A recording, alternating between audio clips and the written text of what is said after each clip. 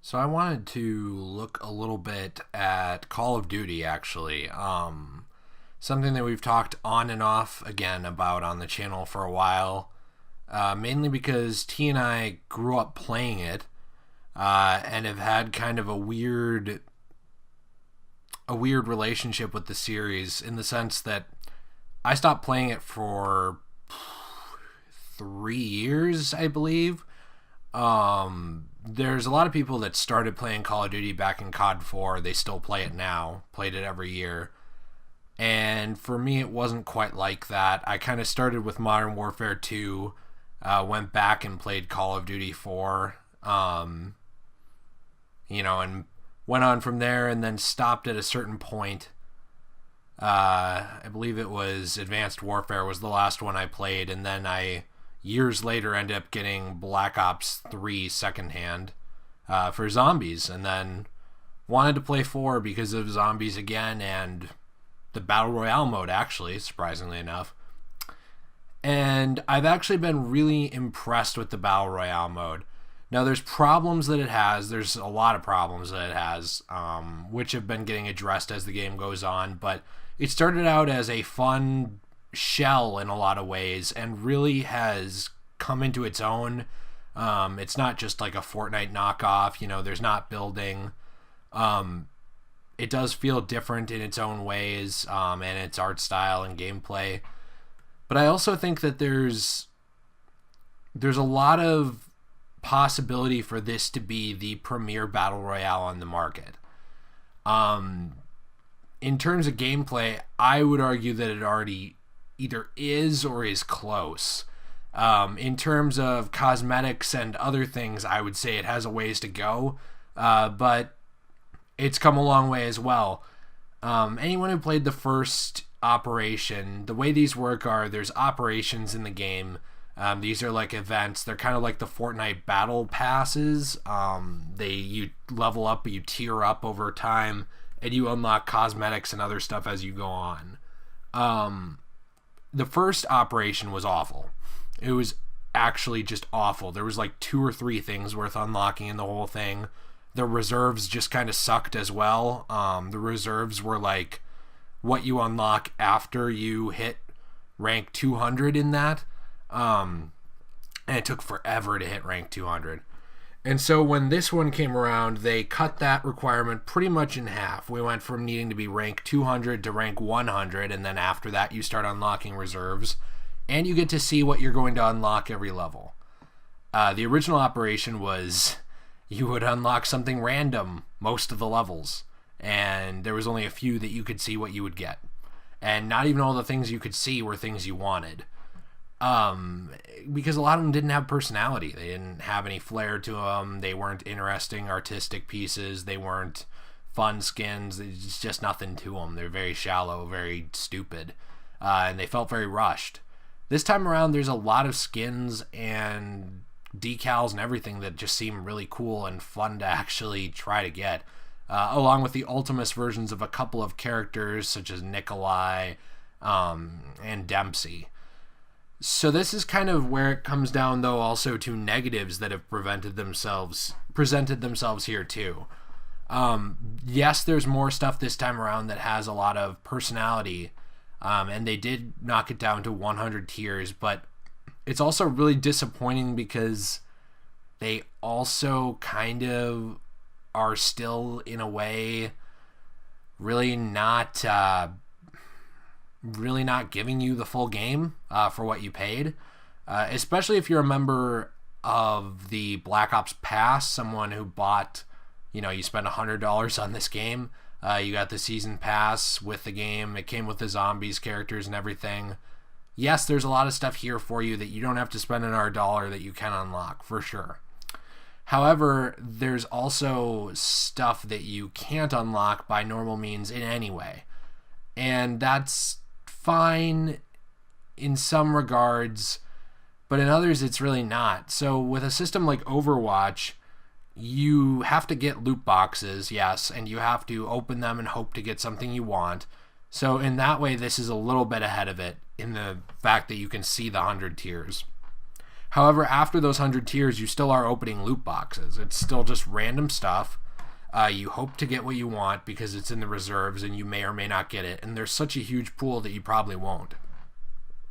Not only that, but some stuff will never be in reserves. There's stuff in both Blackjack's shop and the special orders that, to the best of my knowledge, in multiple articles I've seen, along with Reddit posts and other things, you can't get them ever in the reserves.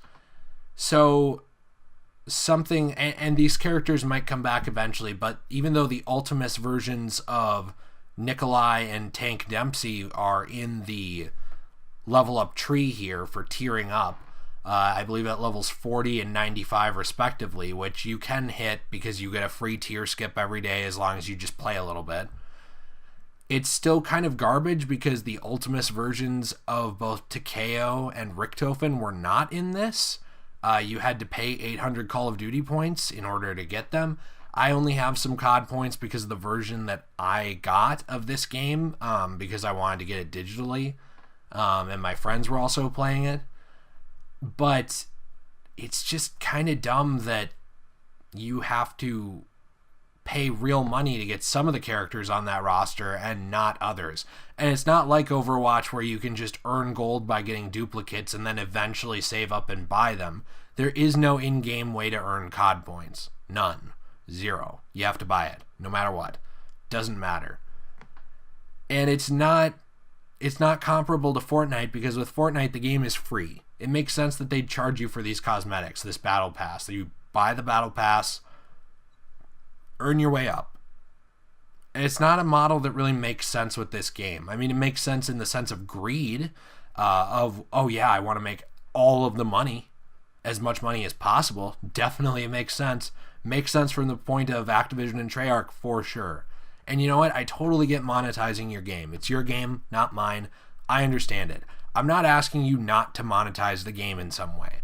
What I'm asking for is a fair shot for people who don't want to blow a ton of extra money on cosmetics, for people who want to pour hours into your game and play it like they play Overwatch, which you should understand how that works by now, considering that Blizzard Activision is a thing. You should understand why the Overwatch model works, despite having its own flaws.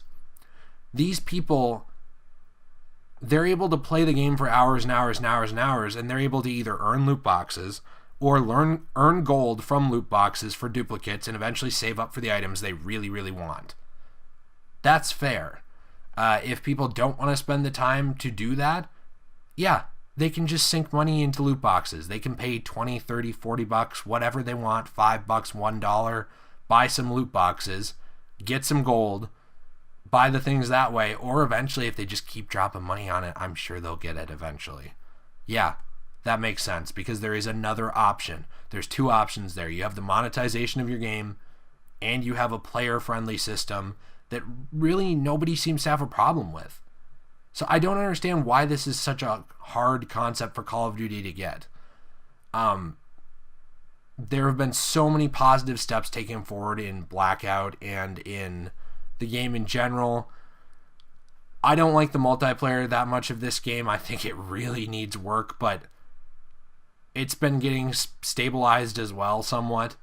There's a lot of really good leaps forward that this game has made since its launch. I just can't believe that this is such a hard concept for Activision to grasp, this monetization problem, especially when they have another game under Blizzard Activision, Overwatch, that does it right. It's just insane to me.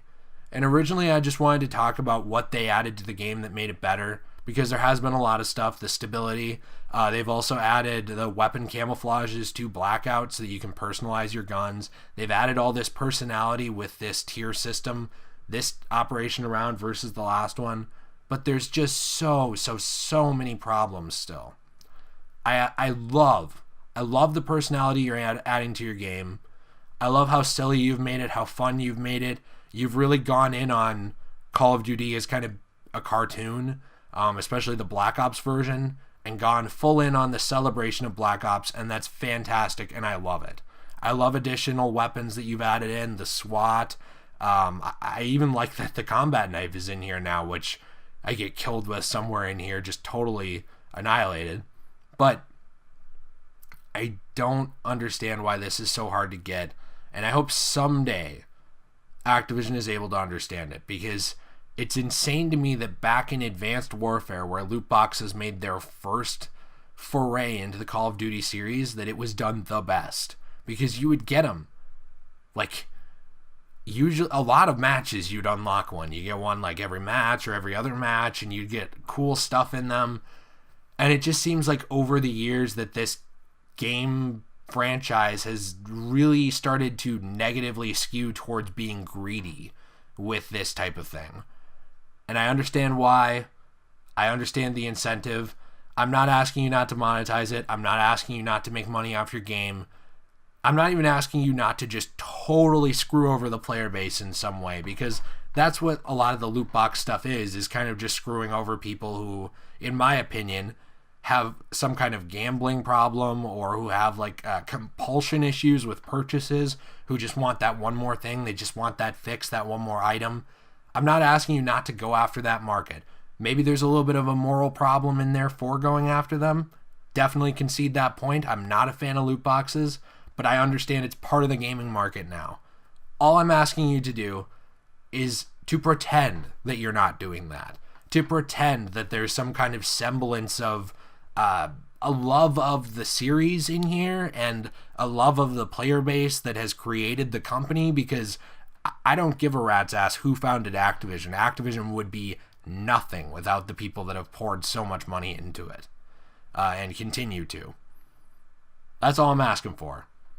Some kind of illusion that the player base matters and that they should get what they paid for. That's it. Anyway, I'm wondering what everybody else thinks. I'm sure a lot of my subscribers don't play this game, but I know that some do. So let me know what you think about this game, what you think about the direction of Activision, loot boxes, everything. And I'm going to go before my blood pressure rises. So I'll see you in the next one. Peace.